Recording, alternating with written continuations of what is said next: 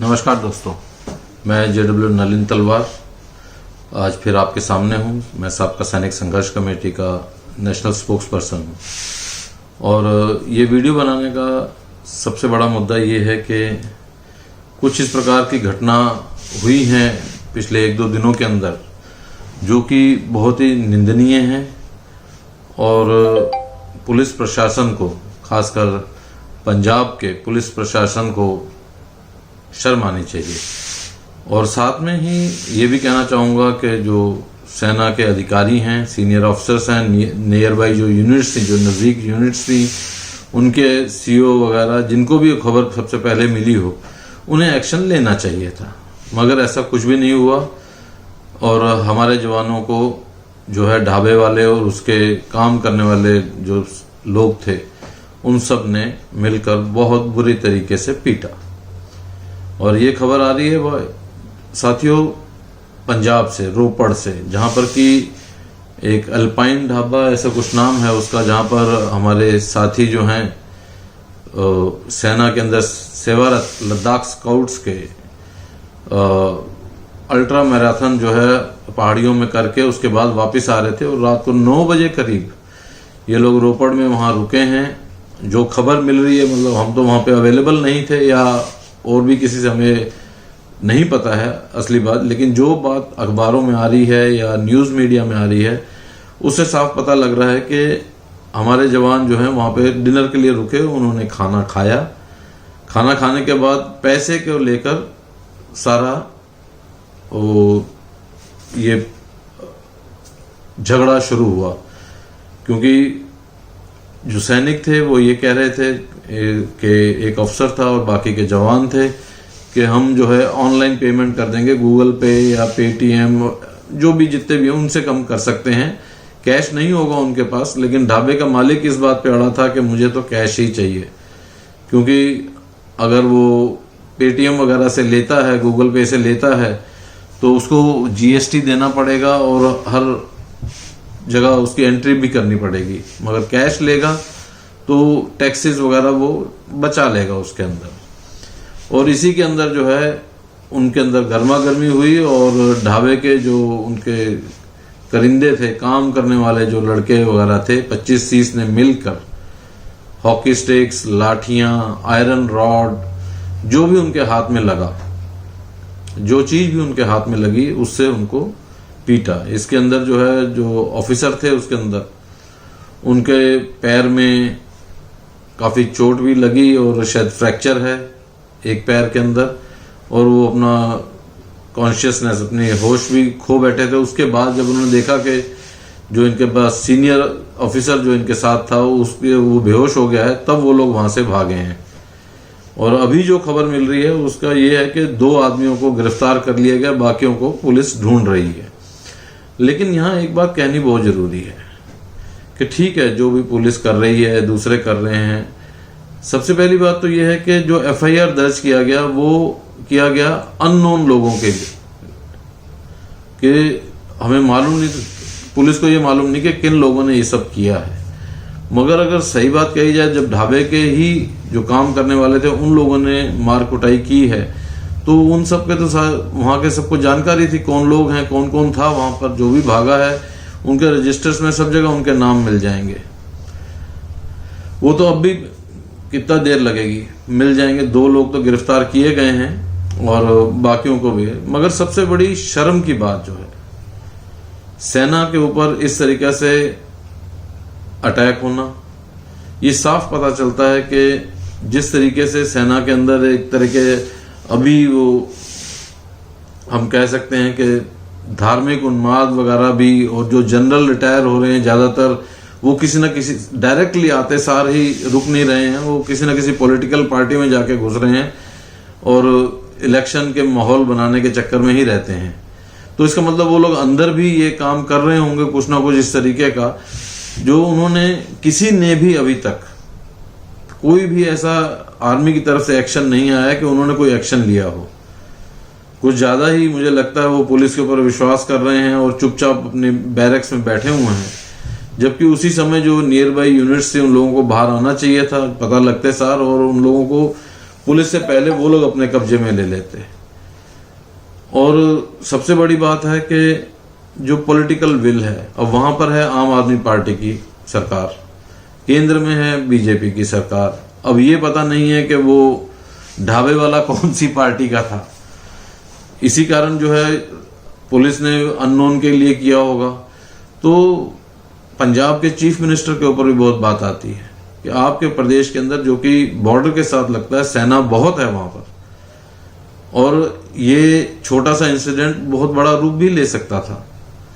तो उनको भी फटाफट इसके ऊपर एक्शन लेना चाहिए था कि ये नहीं कि आप वहां बैठे हुए हैं या कुछ कर रहे हैं, और इमीडिएट एक्शन लेके और पुलिस को फुर्ती के साथ एकदम फटाफट काम करने के लिए कहा जाना चाहिए था, और किया भी जाना चाहिए था, जो कि नहीं हो रहा है। अब जबकि 24 घंटे से ऊपर हो रहे हैं और अभी तक 2 ही व्यक्ति गिरफ्तार हुए हैं, बाकी उनको मिल नहीं रहे हैं। जमीन खा गई क्या? अगर कहीं से बाहर निकले होंगे तो हर जगह सीसीटीवी कैमरा लगे होते हैं, उनकी गाड़ियां, शक्लें, बस स्टैंड, रेलवे स्टेशन, कहां से जाएंगे? ट्रकों में बैठ के जाएंगे, कहीं जाएंगे तो किसी टोल प्लाजा में कहीं ना कहीं वो लोग उतरेंगे, बैठेंगे। हर जगह कैमरा लगे हुए हैं और हर जगह चुटकियों में पता लग जाता है कहां जा रहे हैं। हमारे अपने आदमी हैं, जंतर मंतर पे हम 1 साल से धरना दे रहे हैं, और लाल किले के पास हम लोग जाट धर्मशाला में रहते हैं जहां हमारे साथी। तो उनकी मूवमेंट, मतलब वहां से जब निकलते हैं वो मूवमेंट भी टाइमिंग पुलिस बता सकती है कि किस टाइम तुम निकले हो अपने गेट से बाहर। हर जगह कैमरे लगे हुए हैं। और तो आपको मैं एक चीज बता सकता हूँ, एक बार कपिल इसी प्रकार रात को निकल गया था कि अपना वीडियो बना रहा था बाहर निकल के कि मैं जगह शिफ्ट कर रहा हूँ कि यहाँ हमको निकलने नहीं देंगे सुबह, और इस तरीके से पुलिस का फोन मेरे पास आ गया था। जो उस समय SHO थे पार्लियामेंट स्ट्रीट के, उन्होंने मेरे को कहा यार कपिल को बोलो प्लीज वापस आ जाओ यार, ऐसा मत करो, क्योंकि वो लोग सब देख रहे हैं कि हमको पता है उसकी लोकेशन कहां पर है, वो क्या क्या कर रहा है, क्यों कर रहा है, ऐसा ना करे, आ जाए हमारे पास। तो इसीलिए पुलिस के पास हर इंफॉर्मेशन होती है, हर जगह कैमरास लगे हैं, आपका हर मूवमेंट ट्रैक होता है। जिसको पुलिस चाहती है उसे ट्रैक करती है, और आर्टिफिशियल इंटेलिजेंस के अंदर एक बार आपका चेहरा पड़ा हुआ है तो जहां जिस कैमरे से निकलोगे ऑटोमेटिकली उनको इंफॉर्मेशन मिलती रहेगी। आपकी गाड़ी अगर होगी, उसकी गाड़ी का नंबर अगर फीड है तो आप कौन से टोल से कहां से निकल रहे हो, हर टोल का उनके पास इंफॉर्मेशन आती रहेगी।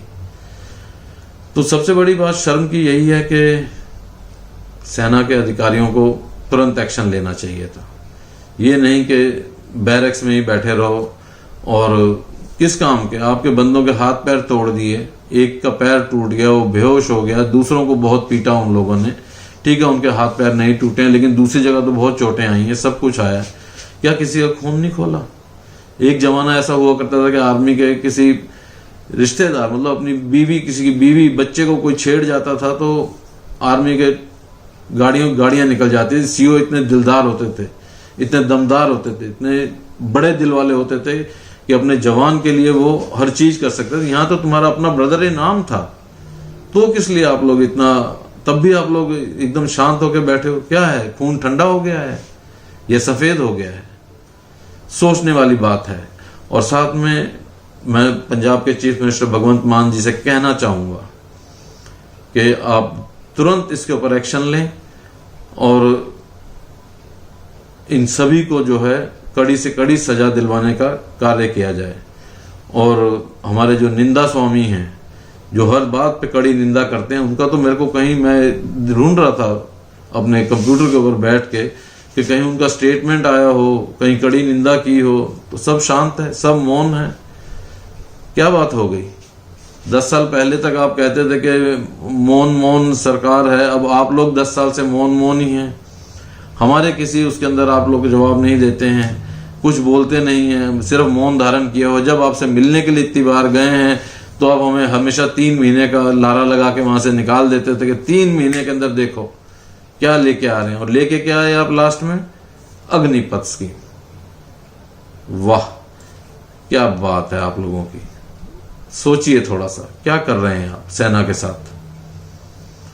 इस तरह के चलेगी क्या? देश की रक्षा के साथ, सुरक्षा के साथ आप खिलवाड़ कर रहे हैं। 4 साल के अंदर क्या आपने कोई बाहर सेना बनानी है क्या? कि 4 साल के बाद ट्रेंड आदमी आएगा जो वेपन का ट्रेंड होगा और वो बाहर आके करेगा, और वो फिर 4 साल के लिए ट्रेनिंग के लिए अंदर आदमी घुसते रहेंगे हर 3 महीने 6 महीने के बाद।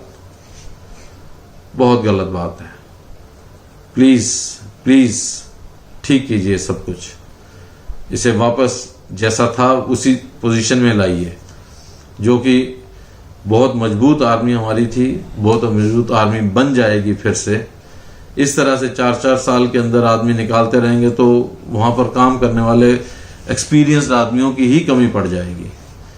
ठीक है, पिरामिड होता है, लेकिन पिरामिड इतनी जल्दी आप खत्म नहीं कर सकते कि 4 साल के अंदर ही 75% लोगों को आप निकाल दें और 25% को आगे लेके जाएंगे, और वो फिर आगे अपना एक अलग से पिरामिड खड़ा करेंगे ताकि एक सूबेदार मेजर बने, फिर एक ऑनररी कैप्टन बने, फिर लेफ्टिनेंट बने, ये सब हो।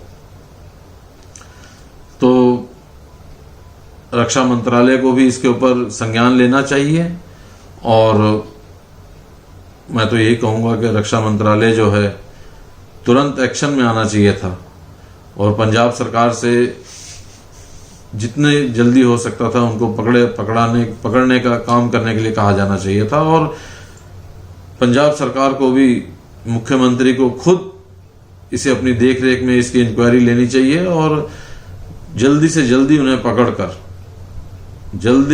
उन्हें पकड़कर और कड़ी से कड़ी सजा जो है फास्ट ट्रैक कोर्ट के ऊपर दिलाई जानी चाहिए, ताकि दूसरों को भी एक सबक मिले।